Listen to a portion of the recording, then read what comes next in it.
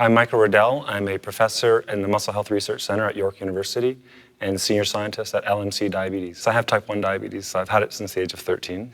Physical activity and exercise are critically important for anyone living with diabetes. Both cardio exercise and weight training exercise are beneficial for blood sugar control. The health benefits of aerobic exercise include a lowered blood pressure, improved insulin sensitivity.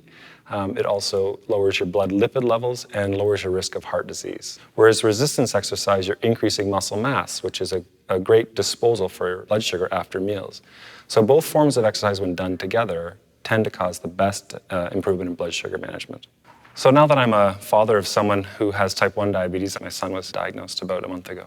So I have a different perspective on the importance of management and self-care.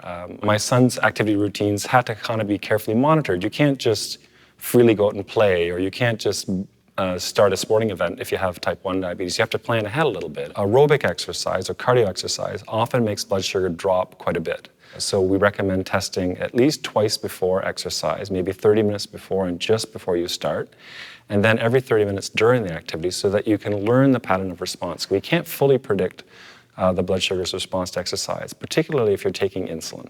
So to get started, it may be wise to pick up something that can monitor your activity, whether it measures your step count or it measures your heart rate. And if you achieve maybe 6,000 steps per day in the first week, then you know you've almost met your goals.